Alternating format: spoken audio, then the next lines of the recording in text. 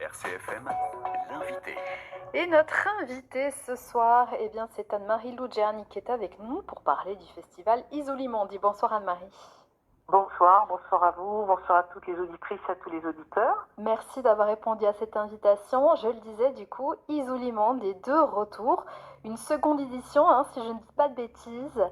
Et cette année, on s'intéresse au Japon et pas que, bien sûr, la Corse, comme d'habitude, est aussi présente puisque ce sont les chorales, ce qu'il peut avoir de commun justement entre la Corse et le Japon, deux îles. Alors, il n'y a pas de Méditerranée au Japon, évidemment, c'est une autre culture, mais il y a énormément de choses à explorer, évidemment.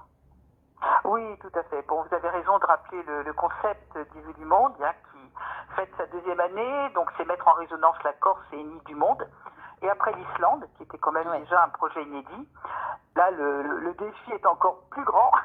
Nous avons décidé effectivement de célébrer, de mettre à l'honneur le Japon. Donc c'est un véritable défi, parce que bon, le Japon c'est comme un pays qui est riche d'une civilisation millénaire. Et la Corse est petite, mais bien sûr qu'il y a une culture également si singulière, donc des îles si lointaines, et qui peuvent être proches, et vous verrez tout à l'heure quand je vous détaillerai un peu la programmation, sur bien des points. C'est assez surprenant parce que cet archipel de plus de 6000 îles, comparé à notre petite île si grande et si belle aussi par sa culture, c'est assez audacieux. Et vous verrez, il y a quand même pas mal de points communs, même si on ne les imagine pas comme ça, spontanément. Donc, voilà. Actu local, musique et bonne humeur. C'est ici, sur RCFM. Restez avec nous, c'est un choc culturel et émotionnel auquel vous allez avoir droit à Ajaccio. Quel chanceux si vous êtes présent. Du 24 au 29 pour la première partie d'Isolimondi. Et je devrais dire à Anne-Marie Lugiani, notre invitée ce soir, aussi bien Bonazer que Konbenva. Bonazer, je me contenterai de le dire encore. Bravo Hélène. C'est plus rude. Bravo. Bonsoir à toutes et à tous. Quel bonheur et quelle belle initiative, Anne-Marie. Chaque fois qu'on parle d'Isolimondi, la première découverte, ce fut un bonheur. Mais alors là, vous nous emmenez à nouveau. On va pousser les limites. On va enfin, une nouvelle fois, se regarder et s'apprécier. On va mettre de côté les clichés et on va enfin montrer qu'il y a des passerelles entre nous, même si c'est une île lointaine. Quel merveilleux voyage vous allez nous proposer avec cette nouvelle édition d'Isolimondi. Oui. Et oui, la première édition, c'était au confin de l'Europe, en Islande. On se disait, mais qu'est-ce qu'il peut y avoir de commun entre l'Islande et la Corse? Et là, c'est sûr, c'est un tout autre voyage, aussi fascinant, je dois dire, le Japon. C'est une programmation qui est pluridisciplinaire, qui s'axe surtout sur la littérature, les conférences, le cinéma, des expositions absolument merveilleuses à ne pas rater, l'art de vivre, des ateliers jeunesse, enfin énormément de choses à découvrir. Donc vraiment, j'invite le public à venir. Nous essayons en fait d'explorer un petit peu les convergences, les points de convergence avec l'île invitée. Donc il y a énormément de passerelles qui sont également érigées, je dirais, entre la Corse et le Japon, et vous verrez qu'on pourrait penser que ce pays nous ressemble sur aucun point, et en fait on a trouvé vraiment des points de convergence avec des liens historiques par rapport à la soie, avec bien sûr à travers le cinéma, bien sûr l'exploitation également de l'organisation familiale, du sens du devoir, des conflits intergénérationnels et bien d'autres choses, la châtaigne aussi qui est un produit phare, aussi bien en Corse qu'au Japon, même s'il est consommé de manière différente.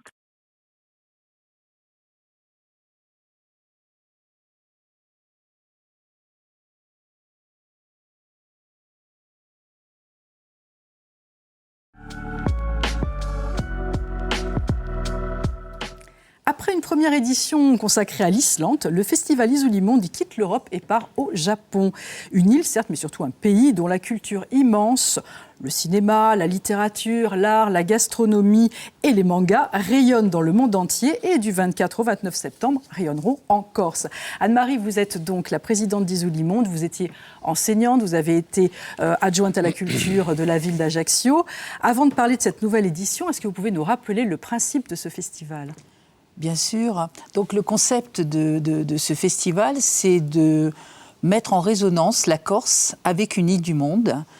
Comme vous l'avez déjà dit, l'Islande l'an dernier fut un choix assez inédit, assez curieux, j'ai envie de dire, original. Et cette année, nous nous tournons vers le Japon, qui est une île totalement différente. Et nous verrons que nous allons bien sûr mettre en résonance les singularités de chacune des deux îles, et elles en ont, et également des points de convergence. Ce qui n'est pas si évident que ça. Si on y pense comme ça rapidement, on se dit mais qu'est-ce qu'il y a de commun entre la Corse et le Japon ? Et vous allez voir qu'il y a vraiment des choses en commun et qui sont savoureuses à exploiter et à offrir à notre public qui va être heureux bien sûr de découvrir plus sur le Japon et également ces convergences entre nos deux îles. Seconde édition, donc, qui nous emmène, qui nous porte vers ce pays du soleil levant, Anne-Marie Lugiani. Tout à fait. Vous avez bien fait de le rappeler, Davia, c'est une mise en miroir ou une mise en résonance, je dirais, entre la Corse et une île invitée. Bon, là, c'est vrai que nous avons choisi le Japon, c'est un pari extrêmement audacieux.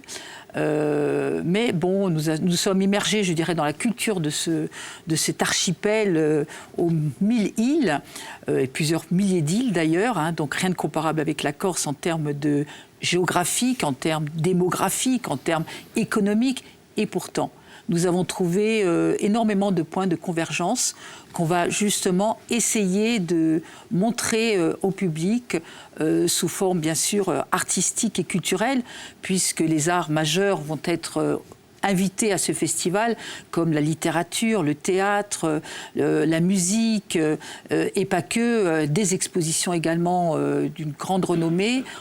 En tout cas, je pense avoir le temps peut-être de développer tout à l'heure.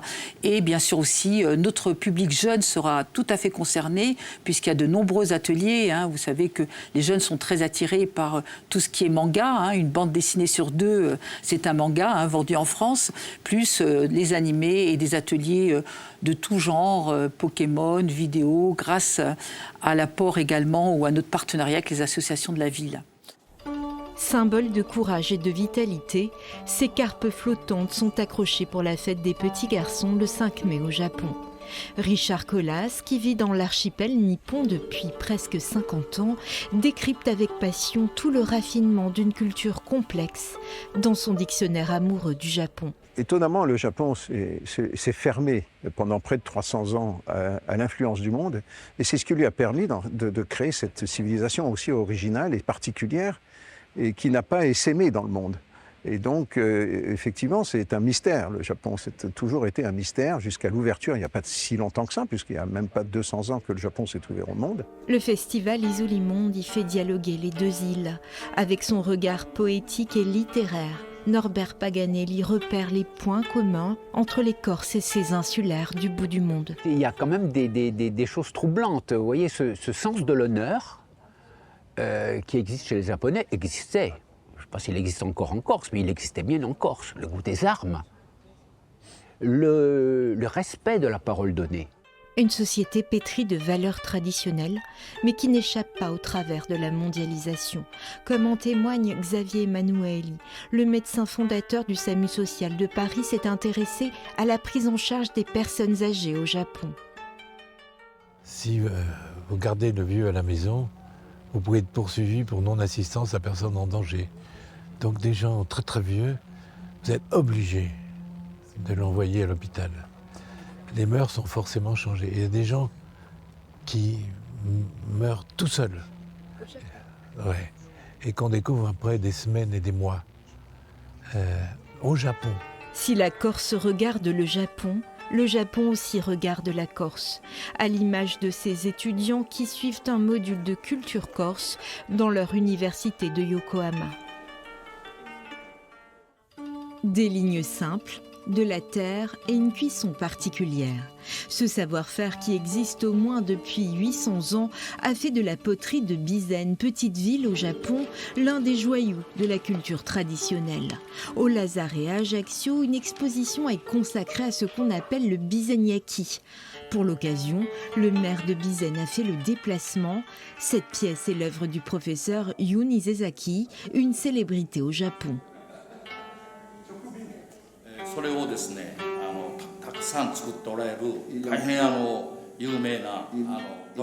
Il fabrique beaucoup de ces pièces et il est très très célèbre puisque c'est ce qu'on appelle en japonais un ningen kokuro, c'est-à-dire un trésor vivant. Autre emblème de la culture nippone, le kimono. Sa fabrication est un art si codifié qu'elle détermine la posture même de celui qui le porte. En soie noire pour les hommes ou en soie ornée de motifs tissés pour les femmes. Cyril Copini a lui aussi opté pour un kimono, mais c'est pour présenter son spectacle de rakugo, l'art traditionnel du conte humoristique au Japon. Chérie, tu entends ce que ton fils